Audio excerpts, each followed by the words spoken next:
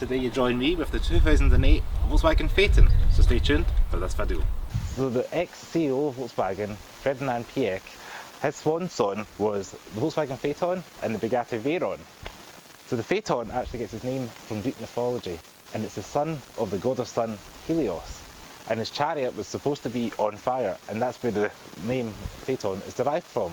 So when the project first started, there was 46 engineers for the Phaeton. And towards the end, just 2 weeks prior to the launch of the car, there was only 6 engineers remaining. This is primarily due to a lot of engineers quitting or leaving the project because of the high constraints and demands put on them to create this car. So there were 10 parameters that Ferdinand Piëch set out, and a lot of the engineers left because they thought it could not be done.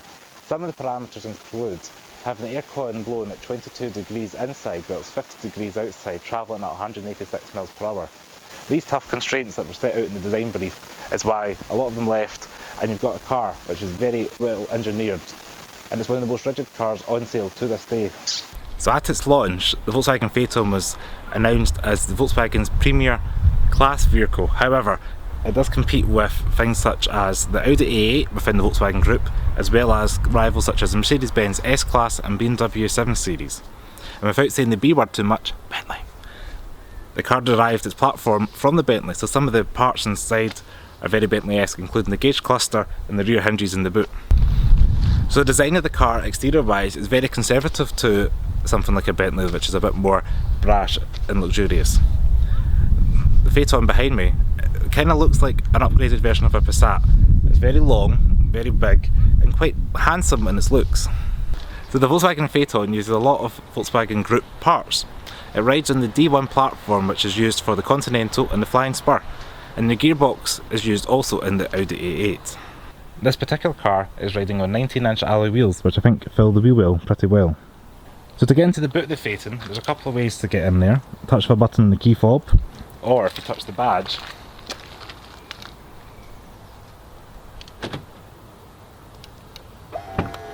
it electrically opens up.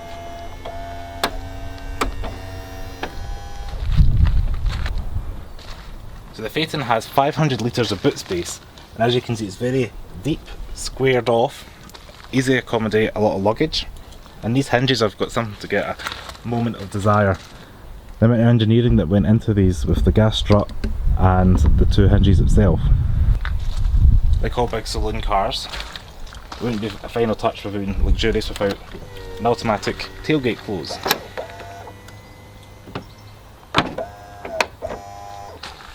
I like how the Phaeton badging at the rear is spaced out, a bit like the way Porsche do with their cars. And this particular model is the V6 TDI. From the rear 3/4 angle of the car, it kind of gets its own look. It does have some Bentley Continental Flying Spur in the C-pillar, which I can see, and round the rear it really has a distinct end. It doesn't look too much like Volkswagens of that period, nor like anything else in the Volkswagen lineup at that time. And it's best having it in a dark colour with a dark interior like this one today. This particular one is called Tarantula Black, and it's a metallic paint, and at certain sunlights it kind of has hints of browns and greys in it. It's pretty nice. But of course, being a full-size saloon car, all the space is for the rear passengers, which in the back there's oodles of room. We've got nice quality door panels in the rear, that touch button ashtray for each passenger, a little bit of storage down below, and everything's well built, high quality materials between leather and plastic. Real nice place to be. So I'll step into the car myself. I'm 5'11" for reference, and being a saloon, as I mentioned, very long wheelbase, plenty of knee room, ideal for being chauffeured out. Headroom, plenty, if that C-pillar being nice and tall. And there is room for 3 across, however it's going to be best enjoyed with 2, as we've got some cup holders in the rear, and we've got a little bit of storage for things like your iPad. You can sit, have a paper, enjoy a glass of water while on your route to your next business meeting. Jump ahead in the front of the car, and this is where the Phaeton really shows off. So in the front door pocket, they've got softly damped pockets here in the front door card. All leather and plastic here, a wee bit of wood to break it up. The seats themselves are 12-way adjustable, and you can get 18-way adjustable, as well. As you can see, everything's down here easy to adjust. We'll go ahead and jump inside. And immediately the dashboard reminds me of the Continental GT that was in last year. It does have a little Phaeton badge down there below, just to remind you what kind of car you're in. And inside, you've got a nice blend of the wood, screen, and a little V6 badge on the gear selector, which looks like a thruster out of something like an airliner. Pretty impressive looking. So go ahead and start the car up, being one of the warmest days in Scotland so far. Put in the brake. So in the centre dash here we've got an analog clock, which is a nice luxury car hallmark. We've got little gauges here, which at the touch of a knob turn, it rises up. Everything rises up a little bit like a Jaguar XF to show off the fans, and it allows you to adjust the temperature of the car down here with your temperature button down to keep it low on a hot day. Here's quite a cool little feature. So here you might be able to see in the sunlight, we've got a little blue and red button. At a touch of a button you can see it gets hot, red for hot, blue for cold, and then we've got little features here that run across. It's for your fan speed, and it's a little light that indicates how fast each individual fan's going, which is pretty cool. Hopefully you guys can see that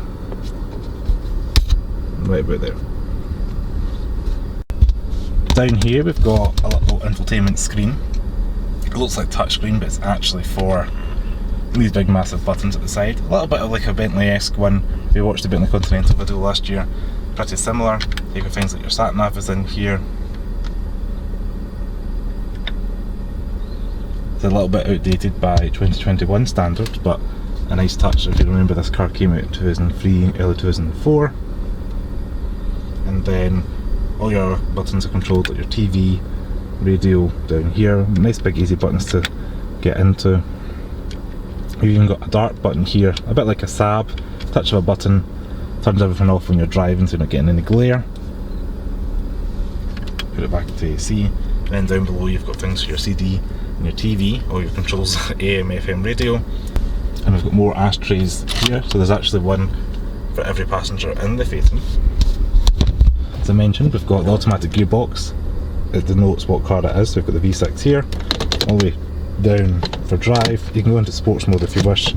Neutral, P for park, and it moves a little bit like a airline.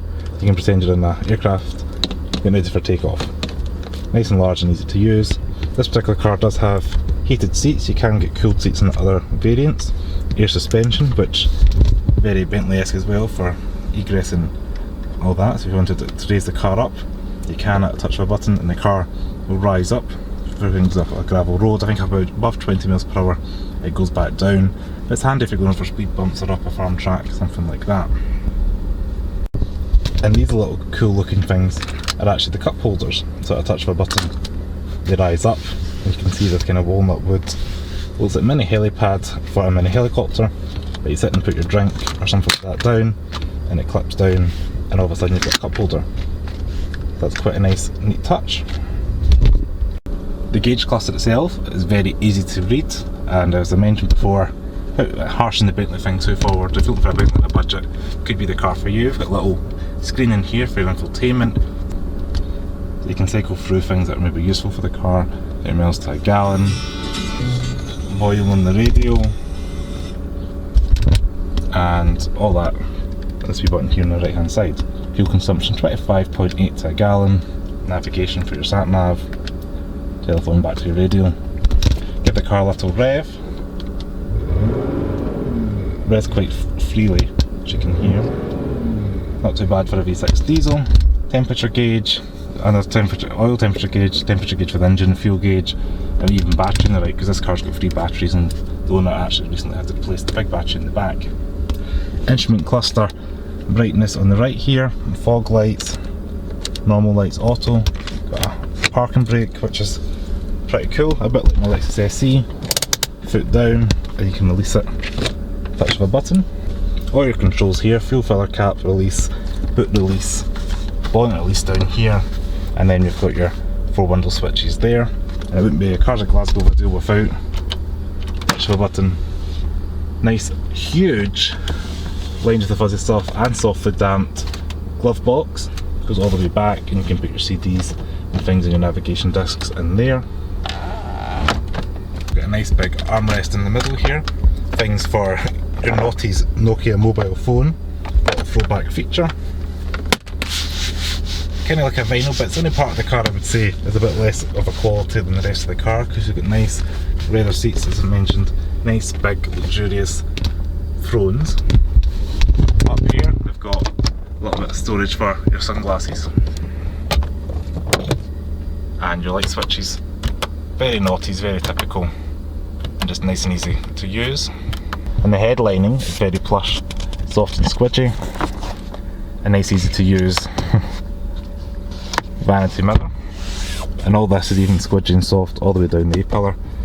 And I quite like you've got the bit of wood in the dash, a bit like a Jaguar XJ running across the top there, because it expands quite far out. And down here we have your wing mirror controls. So you can turn it right for right, left for left, and down to fold them in. So that's quite cool. So down here we've got your heated seats, cooled seats if you had a high enough option.